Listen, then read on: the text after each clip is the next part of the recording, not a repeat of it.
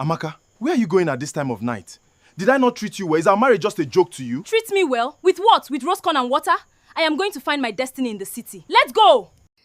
Please, Amaka, do not do this. If you leave now, you are breaking a covenant that God Himself witnessed. Think about our future together. Love is a beautiful thing when two hearts beat as one, but hunger can turn a sweet home into a bitter cage. Obinna worked his fingers to the bone, hoping his sweat would provide for his beautiful wife, Ngozi, who he loved more than life itself. Ngozi, my love, the harvest will be big this year. I will buy you that new wrapper you have been asking for, I promise. Is it only wrapper I will eat, Obinna? Look at your hands, look at your clothes. My beauty is wasting away in this village dust every day. Ngozi, look at this money. A man gave me this just for smiling. Why suffer with that poor farmer, Obinna? But Obinna loves me. But I am tired of poverty. Obinna did not know that the grass was already looking greener on the other side. His wife's best friend Amaka was already filling her head with stories of the city where gold flows like water and women live like queens without ever touching a hoe. If you want to elevate our station, join me. The sound of a luxury engine was like the song of a siren, calling the hearts of those who were tired of their humble lives. When Chidi's black SUV rolled into the village, it was the beginning of the end for two innocent husbands. In Lagos, you will sleep on feathers and eat like royalty. We are ready, Chief. My husband Emeka is just a boring farmer. The deal was struck under the cover of darkness, away from the prying eyes of the village elders. Chidi promised them the world, but his eyes held a secret that the greedy hearts of Ngozi and Amaka could not see through the glitter. Obinna had spent his last savings to buy a small gift for the woman he called his queen. He didn't know that his queen was already planning to burn their palace of love to the ground just to chase a dream of gold. Is this what you call a gift? This cheap toy? Obinna, keep your heart and your poverty. Amaka, where are you going at this time of night? Did I not treat you well? Is our marriage just a joke to you? Treat me well? With what? With roast corn and water? I am going to find my destiny in the city. Let's go! The betrayal was spreading like a virus. In another part of the village, Emeka caught his wife, Amaka, packing her bags. The pain of a man who has given everything only to be told he is not enough is a heavy burden. Under the silver moon, the two wives crept away like thieves in the night. They were not just leaving their homes, they were leaving their honor and the men who would have died for them, all for a promise of glitter. Obinna woke up to a cold bed and a silence that felt like a knife. Ngozi? Ngozi, where are you? Why is the door open at this hour? This must be a dream. Please let it be a dream. The woman he had shared his life with was gone, leaving only a piece of paper that shattered his world into 1,000,000 pieces. She left. She really left me for the city. After everything I did. Ngozi, why? Why did you do this to our love? Oh God. The dream of this city quickly turned into a nightmare. Instead of a palace, Chidi took them to a cold, dark room in a crowded building. Chidi, what is this place? You said we would live in a mansion. The luxury is for those who earn it. The glitter they chased was just a trap set by a man with no soul. We are not your property. We want to go back home. This is not what you promised us. Go back? You are staying here until you pay off the cost of my fuel. I would have given her my last breath, Emeka. Now I am in my village. They traded our sweat for vanity, brother. Let the river, the city will chew them up and spit them out. Back in the village, the two husbands found themselves by the river, the weight of their broken hearts heavier than the water. They had lost their wives, but the girls had lost something much more valuable, their souls. If you want to learn how to make professional AI video with just a click, check the link in my bio. After Obinna spoke about that hole in his heart that no gold could ever fill, the two friends left the river with heavy feet. Their footsteps on the dry sand sounded like a funeral march because they knew their lives would never be the same again. We must be strong, Obinna. While their husbands were drowning in sorrow back in the village, Ngozi and Amaka were entering a world of luxury they only saw in dreams. Chidi's house was filled with gold and glass, but the air felt cold despite the bright city sun. Lights, Ngozi. This is better than 1,000 farms where we belong. Back in the village, Obinna had changed out of his ceremonial wrapper into his working clothes, but he had no strength to walk. He found a small piece of Ngozi's old head tie stuck in the doorframe and felt a fresh wave of pain. You left this piece of cloth, Ngozi. Is this all that remains of our 3 years of marriage? Why did you choose gold over our love? Chidi took the girls on a shopping spree to erase every trace of the village from their bodies. He spent money like it was water, but every time he paid, he Chidi, made sure the this dress girls is too knew short for they me. were I am now not his used to showing property. so much skin. Chidi, you are truly a king. I will never go back to that village again. I am the king, and you are my dolls. I decide what you wear and where you go. Remember that, Amaka. Chidi, this dress is too short for me. I am not used to showing so much skin. Can I get something more modest, In the city, please? you show what I tell you to show. Be quiet. I am paying for your life. The next morning, Emeka tried to lose himself in his work. He hacked at the weeds with a fury that hid his broken heart. The farm they once worked together now felt like a graveyard of their shared dreams and future. The city lights were bright, but Ngozi felt like she was standing in total darkness. While Amaka was inside dancing to loud music, Ngozi stood on the balcony, looking towards the direction of her village with tears in her eyes. Why are you standing here like a ghost, Ngozi? Come inside and dance. Chidi is opening champagne for us. I was thinking about Obinna. He must be eating alone tonight. The thought of him makes my heart bleed. Obinna is a poor farmer. He will find another village girl. Forget him and enjoy this life. You wanted gold, but gold does not hug you at night when you are cold. Obinna woke up to a house that felt too big for one person. He didn't even have the strength to boil water. He just sat on the floor, surrounded by the shattered glass of his wedding photo, feeling completely defeated. I worked so hard to give you a good life. Every drop of my sweat was for you. Was it all just a waste of time? Chidi was hosting a party for his wealthy friends, and he treated Ngozi and Amaka like trophies to be displayed. He forced them to serve drinks and stand still while his friends made disrespectful comments about village girls. Please let go of my arm. I am just here to... Chidi, tell your friend to stop touching me like that. Don't be a local girl, Ngozi. They are my guests. Just smile and do your job. Obinna and Emeka met at the village square, two shadows of the men they used to be. The other villagers whispered as they passed, pointing at the men whose wives ran away. The shame was almost as heavy as the loss. I don't care about it anymore. If the ground could open and swallow me, I would thank God. There is nothing left to fight for.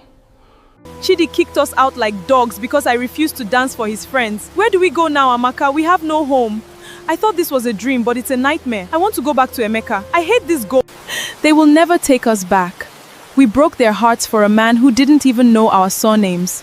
We have lost everything, Amaka. Everything. Ha! The rain washed away the expensive makeup, but it could not wash away the deep regret in their hearts. Ngozi and Amaka realized too late that the gold they chased was just a cage, and the love they threw away was the only real treasure. If you want to learn how to make professional AI video with just a click, check the link in my bio. After hearing those painful words that they had truly lost everything, Ngozi and Amaka could not stop crying. The Lagos rain stopped, but their tears continued as they looked for old rags to cover their shame.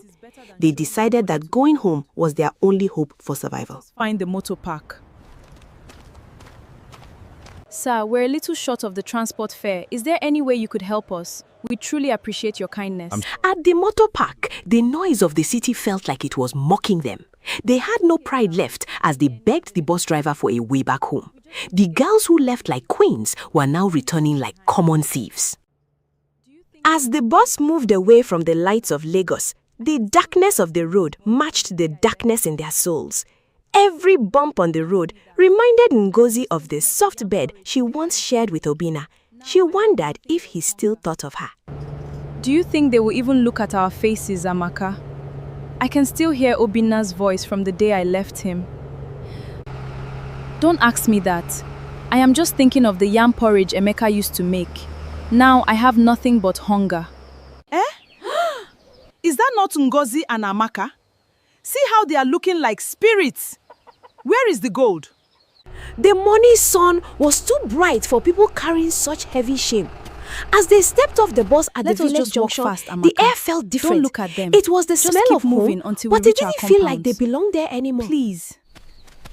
Deep in the farm, Obinna was walking with a strength born from a broken heart.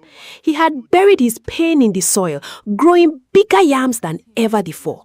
He didn't know that the woman who broke him was standing nearby. This ground must yield. I have nothing else but this farm. No wife, no joy, only work. Look at him. He has grown so strong while I have grown so weak. Obinna, please forgive me. Ngozi finally stepped out of the shadows. When Obinna looked up and saw her, time seemed to stop. The hoe fell from his hands, and for a second, the silence was louder than any shout. The past had returned to haunt him. Am I dreaming? Or is this the ghost of the woman who told me I was too poor for her? It is me, Obinna. I have come back with nothing but my shame. Please don't chase me away like a dog. I am sorry. In another part of the village, Amaka found Imeke sitting outside his house. He was sharpening a cutlass, his face looking older than when she left. The kindness that used to be in his eyes was replaced by a cold, sharp edge. Emeka, I am home. Lagos was a mistake. I didn't know what I was doing. Please say something to me. The Amaka I knew died the day she jumped into that big car. Why are you bringing a corpse to my house? Both girls were rejected and found themselves meeting in the center of the village. The people gathered round, pointing and laughing. The embarrassment was too much to bear. They were the talk of the village, but for all the wrong reasons. Ngozi, they are right. We are a disgrace. Let us run away before they start throwing stones at us. Obinna and Emeka met that night to share a bottle of palm wine. Their hearts were heavy but firm. She knelt in the dirt, Emeka. She cried until her eyes were red. But my heart think but coldness. We cannot take them back, my brother. If we do, the whole village will laugh at us forever. They had discussed the return of their wives, and they both agreed that a broken pot can never hold water like before. I loved her too much, and that was my crime. I will not commit that crime again. Tomorrow, we tell them to leave. Ngozi and Amaka sat by the river where they used to dream of big things. The water was calm, but their lives were in a storm. They realized that you can never truly come home once you have burnt the bridge behind you. I wish I could go back to the day we met Chidi. I would have spat on his shoes and stayed with my Emeka. Now, we have nothing. Amaka, the shame is painful. Where do we go? Let us stay here. Trees will not judge. After hearing that bitter wish to have spat on Chidi's shoes instead of leaving home, the weight of their loss finally crushed their spirits. The cold night air by the river offered no comfort, only the biting realization that they had traded diamonds for common glass. When morning broke, the hunger became too much to bear. They crawled back to Ngozi's old family house, hoping for shelter. But the compound was a ghost of its former self, overgrown with weeds and the walls crumbling from years of total neglect. They couldn't hide forever. They needed food. As they walked toward the market, the whispers started. The village people, once their friends, looked at them with eyes full of mockery. The story of their failed city life had already spread like wildfire. I can't take this anymore. Why are they so wicked? Did they not see how we suffered in Lagos? Near the entrance to the bush farms, they saw a familiar figure. It was Emeka, Amaka's husband. He was walking with a heavy sack of palm kernels on his shoulder. He looked strong and dignified, a sharp contrast to the broken women in the road. Go back to your city gold. My yams are for people who stayed to weed the ground. May God help you. Ngozi's heart broke for her friend, but her own trial was coming. Obinna was at the square repairing a community bench. When he saw Ngozi, he didn't shout or curse. He simply stopped walking and watched her with a look of profound pity that felt worse than anger. Obinna, even if you don't want me back, please tell me you don't hate me. The silence from your house is I don't killing hate me. you, Ngozi. I don't feel anything at all. You are just a stranger who used to live in my heart. Please, just look at me once. Just once. Desperate for money to buy even a plate of gari, they took the jewelry Chidi had given them to a local goldsmith. Please, Baba, check it well. It was bought in a big shop in Lagos. It must be worth plenty of money. This is not gold, my children. This is painted iron. It is as fake as the promises that took you away from here. They hoped the gold would save them, but the truth in the village was always sharper than the lies of the city. Even the things we thought we gained are lies. Everything is a lie. Returning to the ruin, they found an old wooden chest that had been bypassed by thieves. Inside were 2 old, faded cotton wrappers belonging to Ngozi's late mother. They finally stripped off the ruined sequence of their betrayal, dressing like the village girls they used to be. Test drove them to the community well the next morning, but the village women had decided their punishment. As Ngozi reached for the rope, a group of wives stepped forward, their faces set in hard lines of judgment and traditional law. Amaka couldn't bear the isolation. Under the cover of darkness, she went to Emeka's house, kneeling at his closed door. She poured her heart out, begging for the smallest crumb of his affection. But the silence from inside was like a death sentence. I will stay here until morning. I will not move until you forgive me. Emeka, please. They returned to the riverbank, the place where their dreams of the city first began. Looking at the water, they realized they were trapped between a past they couldn't reclaim and a future that didn't want them. The river flowed on, indifferent to their broken lives. If you want to learn how to make professional AI video with just a click, check the link in my bio. After asking where to go when the world has closed their doors, Ngozi and Amaka realized that the silence of the river was their only answer. They walked back to the village under the cold moonlight, their feet heavy with the weight of 1,000 regrets. Morning light brought no comfort to Ngozi as she stood before her father's gate. The village was already awake, and the whispers began like a swarm of bees. She felt like a criminal, returning to the scene of a crime she couldn't wash away. Obinna, I saw you from a distance and my heart broke. Have you been eating well since I left you? The hunger in my stomach is nothing compared to the hunger you left in my soul when you ran away with that city man. Ngozi wandered to the edge of the village where the farms began. She saw Obinna, the man she had once called husband, walking the soil with his strength that came from a broken heart. He didn't even look up when her shadow fell across him. Go back to your city, Ngozi. My farm is for honest labor, not for women who trade their honor for shiny trinkets. And fake promises. While Ngozi faced Obinna's silence, Amaka sought out Emeka. She found him outside his hut, but he wasn't alone. Seeing him with another woman was a sharp blade to her pride, reminding her that life in the village hadn't waited for her return. The heat of the afternoon sun was nothing compared to the burning glares of the villagers. Ngozi and Amaka met at the center of the market, 2 ghosts among the living. They realized that their betrayal had made them invisible to kindness. They look at us like we are a plague. I can't breathe in this village anymore, Amaka. The air is filled with their hatred. We sold our peace for a dream that turned into a nightmare. Empty shells. With no family to take them in, the girls found shelter in an abandoned hut at the edge of the village. As the sun set, memories of Chidi's expensive car and the cold city lights flashed before them, a cruel contrast to their current misery. If I ever see that man again, I will show him the fire he started in my life. He took everything from me. A heavy rain began to fall, washing the dust but not the shame. Ngozi found herself back at the square, digging through a pile of refuse where she saw something familiar. It was a framed photo of her wedding day, discarded like trash.